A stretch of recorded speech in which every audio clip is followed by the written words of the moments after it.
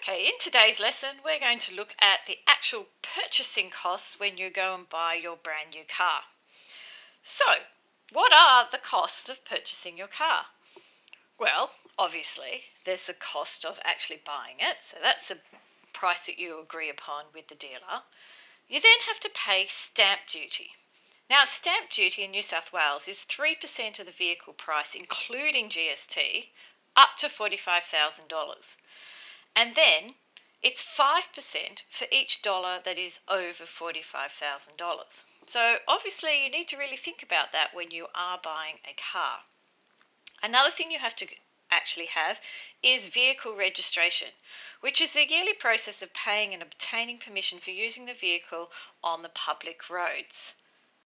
And here is a copy of a certificate of registration, which is from the now Roads and Maritime Services, formerly the RTA. So you need to have one of these. You need to keep it in your car, and that proves that you've actually paid for your rego. The other thing we need to have is a CTP green slip, which is a compulsory third-party insurance. So that is just some insurance that if you are at fault or you cause an accident, that you are insured for the other person in case they are injured, and it's usually up to around $300,000. And here you can see, here is a green slip, something that you have to have. The other thing that you should have is your third-party property and comprehensive insurance. It's not compulsory, but it's certainly advisable in case there's any damage to your car and you need to be able to claim that. The other things you need to consider when you're purchasing your car is obviously the loan interest and fees. So when you go to buy a car, you can usually see this is a drive-away cost. So when they talk about the drive-away cost, that's going to be the purchase price of the car, the GST, the stamp duty, the vehicle registration, and your green slip. So only these first few things will be in your drive-away deals. I shouldn't have put that one there. So third party is something that you should do before you even drive your car away, and obviously you need to consider your loans and interests. So let's have a look and see exactly how we're going to do this in just looking at a very simple example. So the example we're going to look at is this one. Get rid of my pictures. Bailey purchased a car for $26,000 to drive to university. She set up a table of costs, not coasts, though costs are associated with her purchase. So here we have a table: purchase price, GST, which we all know is 10%, stamp duty, registration, our green slip, and the comprehensive insurance. So what was the total cost of purchasing the vehicle? It's really important that we know how to do this. So I just slide this up, maybe reduce this a bit so I've got a bit more space to write in. Okay, what was the total cost of purchasing the vehicle? Well, let's just work it out. We know it cost $26,850, so that's something simple. We don't need to worry about that now. We've got GST, so let's work out the GST to start with. So the GST is 10%, we'll do that over 100, of the purchasing cost. $26,850. So if we find 10% of that, we get $2,685. Well, that's a good thing. So we've looked at GST. We can tick that off. Stamp duty is 3% of the GST price. So the GST price must be the purchasing price plus the GST. And so that would give us $29,535. That's the GST price. So to work out our stamp duty, what we have to do is we're finding 3% of that. 3% of our $29,535. And if we work that out, our calculator should give us $886.05.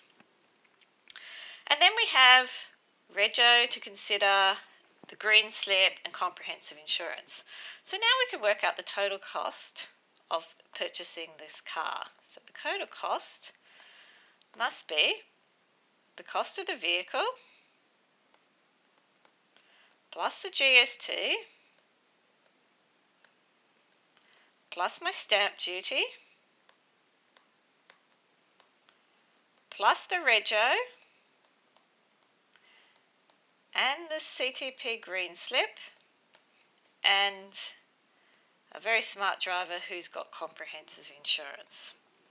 So we add all that up, 32,078.05. Nice and easy.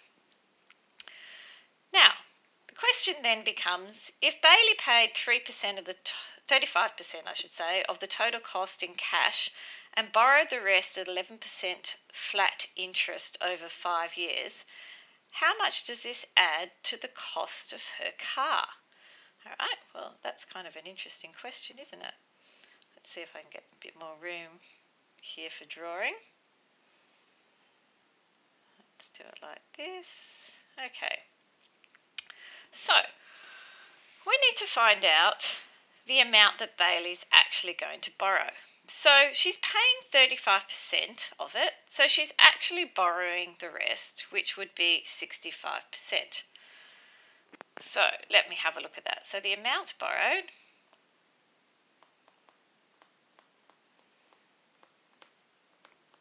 must be 65%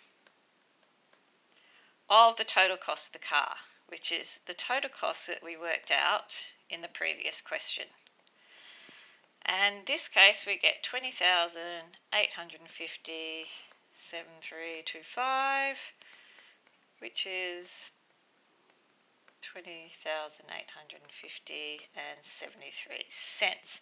Now, you could have just found 35% of the cost, that's her deposit, taken that away, but I've done it the easy way of just taking my percentages, 100% minus 35%. That's where I got my 65% from. Okay, so that's how much she's borrowed, and she's got interest to be paid on that now. So let's have a look at the interest.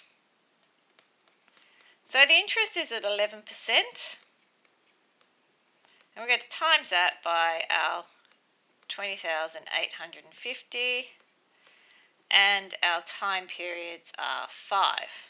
So I'm actually using my formula interest equals PRM, my simple interest formula, in case you've forgotten that.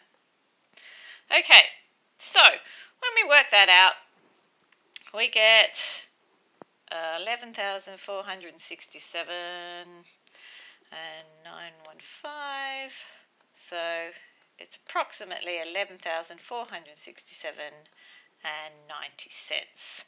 So how much does this add to the cost of the car? Well, the interest must be what is added to the cost of the car.